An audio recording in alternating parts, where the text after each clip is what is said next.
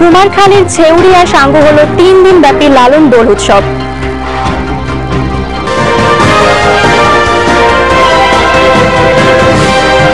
সাধু সঙ্গ, সাধন ভোজন আর সুরের মূর্ছনায় ছেউরিয়ায় শেষ হলো 3 দিন ব্যাপী লালন দোল উৎসব।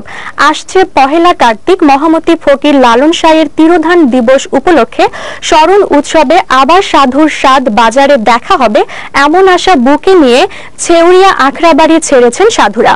কুষ্টিয়ার কুমারখালীর ছেউরিয়া লালন আখড়াবাড়ি থেকে বিস্তারিত জানাচ্ছেন আমাদের সহকর্মী সোহেল হাবিব। লালন বলে আল্লাহ ধরন, লালন বলে অধর ধরন, আদম চিনলে হয় আপন চূড়াতে আদম গড়লেন দয়াময়। সাধুর সাত বাজার ছেড়ে যাওয়ার আগে এভাবে একতারা হাতে গান পরিবেশন করলেন লালন ভক্ত সাধুরা।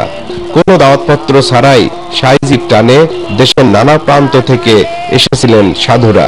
প্রতি বছর দিনক্ষণ ঠিক রেখে ছেউরিয়া লালন আখড়াবাড়িতে ফাল্গুনে দোল উৎসব আর পহেলা কার্তিক ফকির লালন শাহের তিরোধান দিবসে নিজ উদ্যোগেই মহাগুরুর আদর্শ হৃদয়ে ধারণ করে আসেন তারা।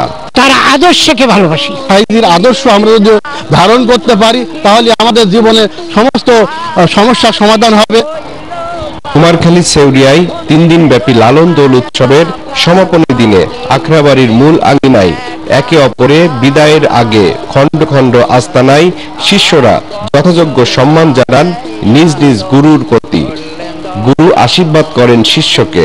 বিদায় বেলায় সাধুরা জানালেন উৎসব আঙিনায় তাদের সমস্যার কথা। এখানে আসছে একটু শান্তির জন্য, টয়লেটে যাই এমন একটা অশান্তি ঘটাচ্ছে, মানে পাচ্ছে না, ঘন্টা পর ঘন্টা খারাপ থাকছে, পাচ্ছে না একটু বাথরুমে যেতে। মেয়ে সাধু যারা আছে তারাও ওই অবস্থা। এখানে কারণটা হলো অমি লোক ঢুকছে, অমি লোক ঢুকে এই জিনিসটা নষ্ট করেছে। আমি বলছি কর্তৃপক্ষ এই কাজটা করুক, যেন সাধুগুরুর একটা ভিন্নভাবে একটা টয়লেট করা হোক আর অমি লোকের একটু ভিন্ন করা হোক। উৎসব উপলক্ষে স্থানীয় পুলিশ প্রশাসন নিয়েছিল 3 স্তরের নিরাপত্তা ব্যবস্থা। মূল আঙিনার বাইরে মরা কালীগঙ্গা নদীর তীরে বসে গ্রামীণ মেলা। আদম চিনলে হয় আপন চূড়াতে আদম গড়লেন দয়াময়। আসছে দোল উৎসবে আবার দেখা হবে এমন আশা বুকে নিয়ে সাইজির ধাম ছাড়লেন লালন ভক্ত অনুসারীরা। ছেউরিয়া লালন আখড়াবাড়ি থেকে সোহেল হাবিব, বিজয় টিভি।